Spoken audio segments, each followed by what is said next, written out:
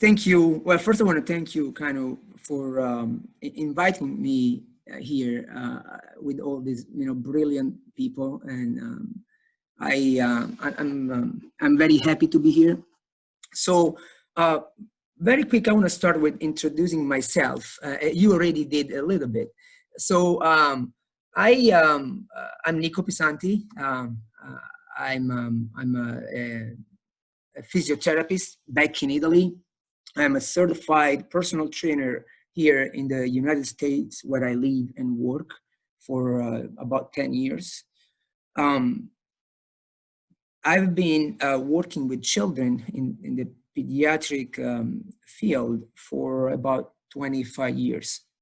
Since I was almost 19, I started volunteering into and helping, assisting therapists working with children with cerebral palsy.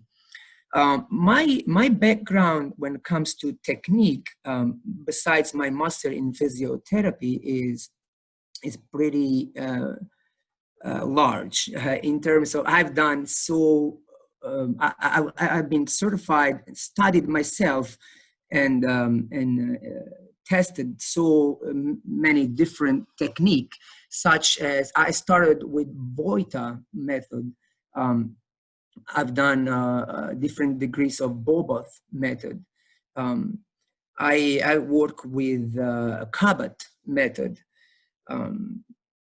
And throughout the years, I've done all my education and my training in many different techniques, with the goal of trying to help kids at the best I could.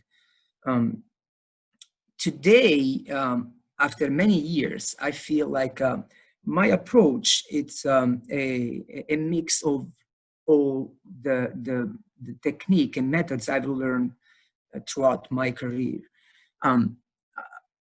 My topic is the global approach and intensive treatment. I would like to analyze the wording of my topic. Well, first of all, I don't have any slides. So it will be concentrating on what I say. It's all about speaking from the heart and saying what what is my approach and how I can help kids, how I did and how I will in the future. So getting to the topic, the global approach. Why global? Why is so important the word global? Global, as you understand the meaning of it. It means that includes everything. When I see a kid with cerebral palsy, I see a kid globally. Because the traditional mainstream physical therapy back in the years, and still now, tend to see kids as part or as single issues they have. Just for example, the spasticity of the legs, the spasticity of the arms, or whatever, it comes to your clinic, the traditional therapy will treat more based on the single segment or the single issues the kids have. Now, my approach, like I said, it's in the word global. The global means that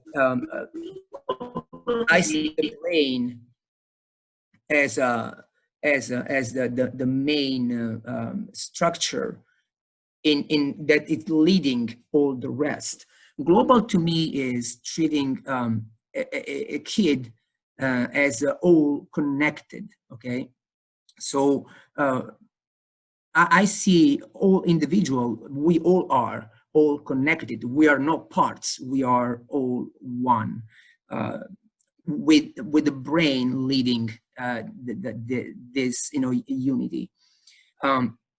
It's very important when it comes to treating kids with cerebral palsy to have a full picture of the kid, and treat kid as a global, because you can isolate and treat the single segments with brilliant results. But can the kid actually utilize the progress that you have made with that single segment, with that single issues that you are working with? In my experience, no, you can't. Because you have seen the kids for not as global, but as the single parts. It's like having all the pieces of a puzzle and not putting it together. So that is the meaning, one of the meaning of globality. The other meaning of globality, includes the emotions, includes the parents as part of globality. Because I see the brain. Well, I go back. So the name of my business, it's Cerebral Body. It's not just a case, or it's not just a fancy name for marketing. It's actually my concept of what I do, what I've been doing, because I see brain in everything and in everyone. It's like we are brain. We are all brain. Things are brain.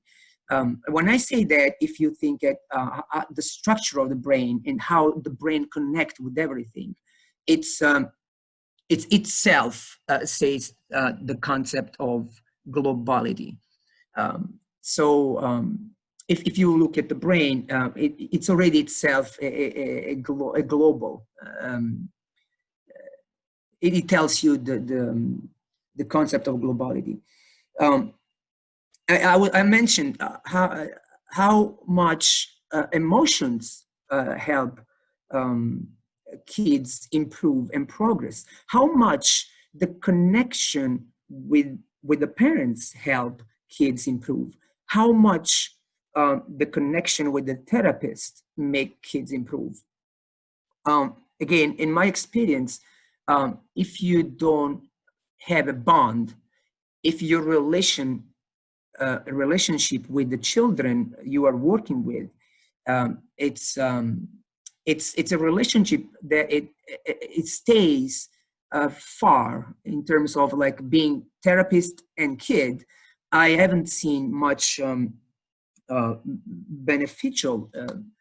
I think we have one of the most important part is also the bond. And again, we go back to the global term, which includes also the relationship that you have to have with your patient, which is crucial in terms of making progress.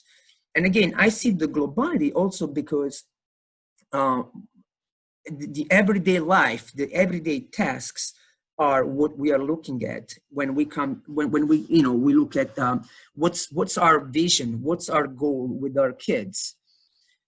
Now, how can we make change in the brain?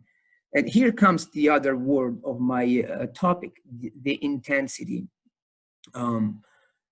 And Chad already spoke about, he does a little bit of that too. I believe that without intensity, we can't really make any big, permanent, solid change in our cerebral palsy kids.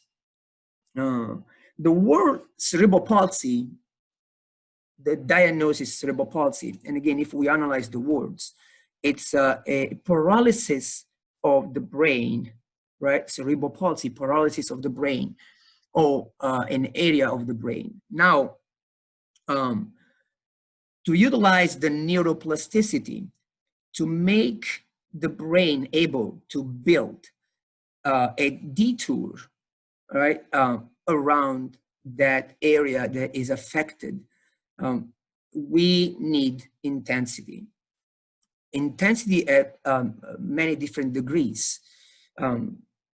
it's like you want to fix a road, okay? So the construction would be our cerebral palsy damage, okay, the area damaged, and we want to fix that. So if I have to do to compare to just as an example, like in highway road construction, right? So we have the construction site that block totally the road.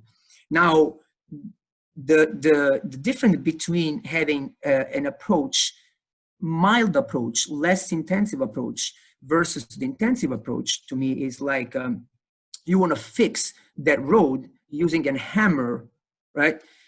And having a mild, working for maybe a couple hours a day, versus having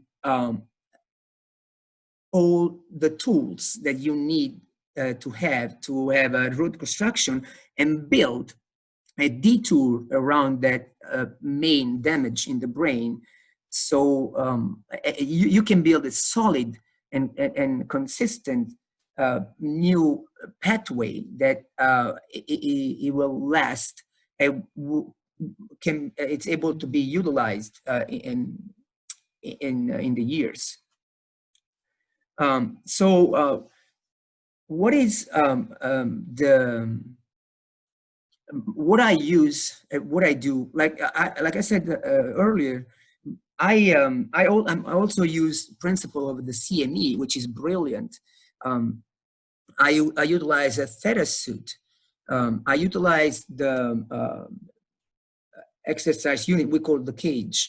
I utilize all the tools that I have in my hands to make with all mixing all my background and trying to get all the best principle from each method I've learned in the past to try to help kids in their unicity. Because that's another concept too. I do not believe into working with one single method, because again, that defeats the purpose of globality to me. Globality also has into the meaning the how unique each kid is. So how can I treat so different kids, with their unicity, with the same method? We need to be able to have different, so many different, tools and adapt to the unicity of the kids. And I find hard to do that with just one type of method, enclosing yourself into that specific technique. I've experienced into the years that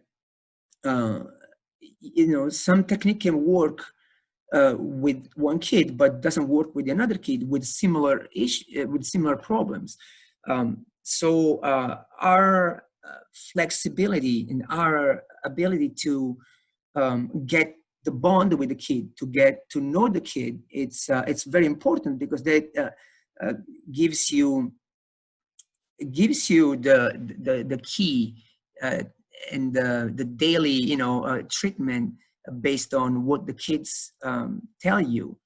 I always say my best training still today, after so many years I've been in this field, my best and most important source of learning are my kids.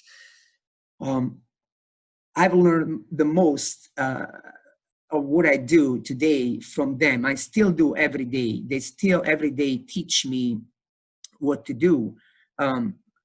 And that is all basically that is all the base of my approach. My approach, you cannot just enclose into one technique or the other. My approach is the globality and the unicity based on the kid I work with. So I can totally change my approach, and I can try some technique and don't work, and I have to switch to another technique. But who tells me that? The kid tell me what to do. I always say, when I get to train other therapists, I always say, but the main question is, how do I know what to do? I say, you will not know. You do not know what to do until you are working with the kids. There are no protocols in my idea. I have no protocols. I do not test and do any type of GMFCs to evaluate my kids. I don't. I don't really believe in it. I think can be a good tool. It's a number. It gives you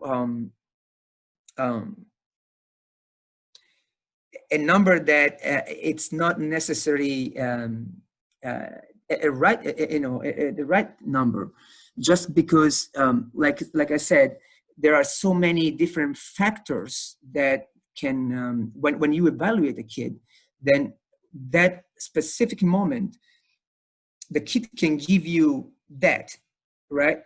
And you write down, based on the skills he's able to, you write down a number, which can be not really truthful, because that kid can have an emotional response that doesn't allow him to show you what he can really do. So if I evaluate a given number for just saying arm extension, or for a specific ability to sit up or to do a specific task, and the kid doesn't know, it didn't perform well, that doesn't mean he's a number 6 or number 5. What I'm trying to say is that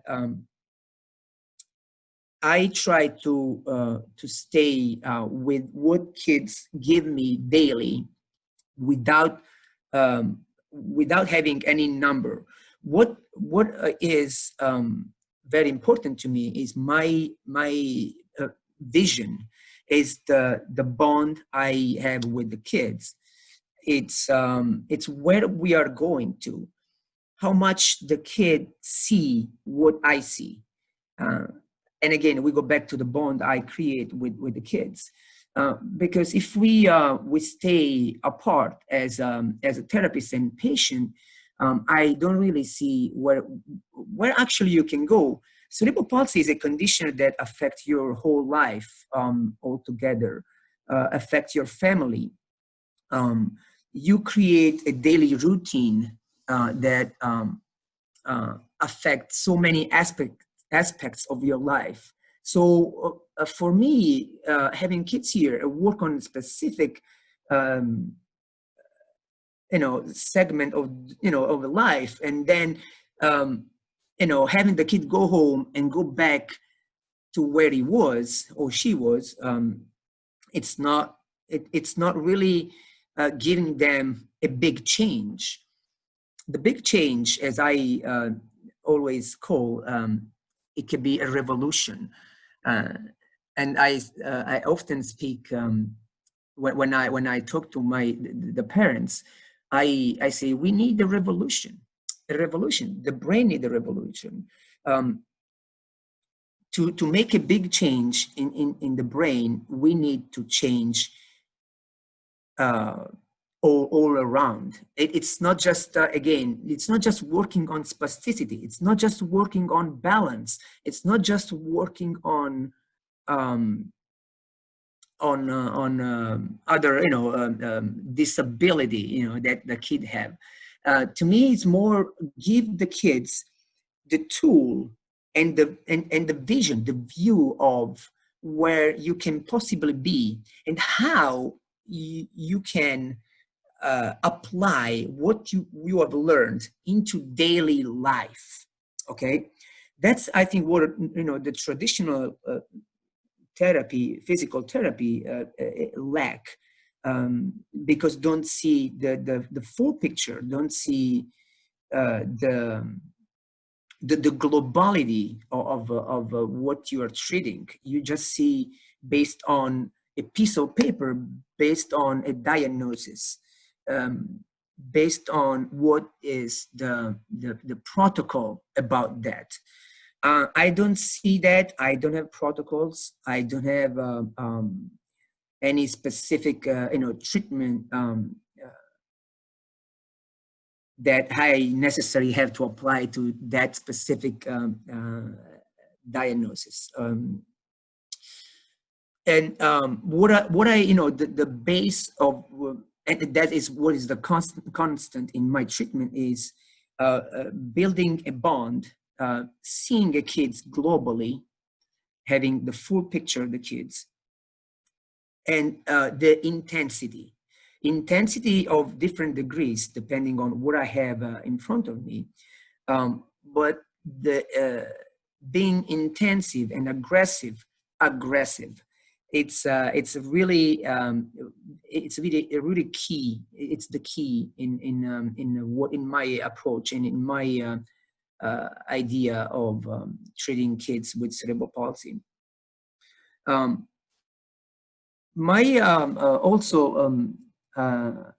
What I was gonna say is that well, I want to say what the topic was. I have so many. Scientifically, we know that most of cerebral palsy issues in the brain are located in the midbrain. So we have the lower part of the brain that is mostly affected in kids with cerebral palsy. Well, that and again, that goes back to the connection we have to make. How can we make a change when we have a blockage in the basal ganglia? How can we make the brain again detour and reconnect with the body when we have the limbic system affected? We have the two most important system in our body, such as the sympathetic and parasympathetic system, are affected. We have the vagus nerve. There is a huge impact in kids with cerebral palsy. Not only in kids with cerebral palsy. I'm a strong believer that the vagus nerve can affect so many different disease, neurological and not neurological disease condition. So treating the vagus nerve, it's another big part of my approach. But again, I always see that as all inclusive. So treating the single part, but integrating them all together and putting the piece of the puzzle together. Because otherwise, again, we can work on every single issues, a condition, but if we don't really have the connection, if we don't have that globality of the treatment, the outcome, in my experience, the outcome is not consistent. You can have some progress, but then you're going to lose them because what you have built in that connection, it's not very strong. It's not consistent. It's not solid.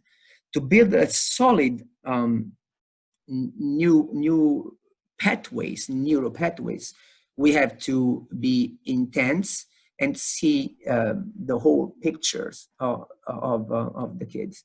Of course, another very important part, and again, it stays into the concept of globality. It's the reflex integration. Most of our kids, of course, are stuck into some archaic reflex that greatly affect the functionality. So to me, that is a very important part. So I would say in 98% of kids with cerebral palsy I treat, and I have treated in the past, the very first approach is to try to integrate those archaic reflexes. Nico, Yes. Nico, we are running out of the time. Yeah, sorry, I was looking at the phone right now. Yeah, so Yeah. I'm basically done. I mean, my Yeah. concept. Yeah, I've explained. Nico, I just wanted to ask a couple of questions. Like, basically, when you are into your center, what one of the best therapies what you select for your children? Like, for example, a CP child with GMF score 4, and you would like to, start therapy for him. Like one particular, therapy which you prefer. Oh yeah, let's do this first. What would Well, it like be? I said, yeah. My evaluation goes always on when I evaluate. I don't really do the GMF Cs. I just go based on what based on the potentials of the kids. Now, the kids in the very first evaluation when they come to my center, they give me a feedback which I utilize when I start the treatment. Like I said, probably the very first treatment will be the reflex integration, which is the most most of the kids are stuck into that, and then I will progress with the cage exercise. So trying to put them into the exercise universal exercise unit and start the treatment. And as I go, they will tell me what is the best approach I can utilize with them. That could be the CME technique. It could be the Mazgutova technique. It could with the reflex integration. It could be the intensive theta suit. So I can use the theta suit principles to work with them. It's actually on the go. I never decide prior to put the kids on the table what technique I am going to use. So that is all the whole concept of my topic here. It's to see first the globality of the kids, and the kids will gradually tell you what is the best and the more efficient technique to utilize with them. Thank you so much. Thank you, Nico. It was really wonderful having you on this platform. And I know, like, you have been doing wonderful with multiple techniques, and like, hopefully, like, we're going to meet soon. Yeah, no, it's my pleasure. We, same type of open mind people should meet together. I'm excited to be part of this. I'm excited to be your friend, and we will meet one day, and I can't wait. Yes. So there is one more question, like, a couple of therapists has asked, like, what will be the source of vagus nerve stimulation or technique? How you gonna, stimulate it? Well, there are different technique for the vagus nerve to work with. There are some that includes trigger points, pressure points. There are some of the nerve vagus can be treated with craniosacral technique. Some other approaches, and again, depending the vagus nerve is so large, and as you all know, it's in control of many different organs and system. And again, we go back to sympathetic and parasympathetic system. The vagus nerve has a big impact on those two systems. Other approach to the vagus nerve is working the vestibular system. So that can greatly help to the vagus nerve to work properly and to help the whole body reconnect, and function. There's not a specific technique. I mean, there are. If you look at the literature, there are so many different techniques, specific technique to you can work with the vagus nerve. But again, the kids and the actual condition the current condition will tell you where you are at, where you have to start, and what you have to apply. And probably when it comes to vagus nerve, because it's so large and affect so many different organs and structure and functions, you have to do not one technique, but different techniques.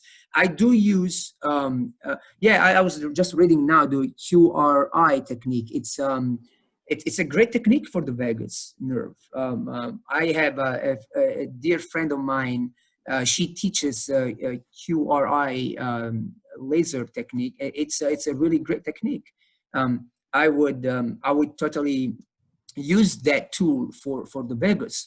Like I said, and I would use proprioception. Technique. I would use pressure points, trigger points technique, acupuncture. That's what you use with vagus nerve. And you want to make sure that the vagus, and again, it seems like I don't separate anything. That the concept of my topic is globality. So I do not separate anything. It's all connected. So reflex integration, vagus nerve treatment, functionality of the kids. So balancing, walking, crawling, it's all connected. And you can't separate treatment. True. It's all connected. Nico, we'll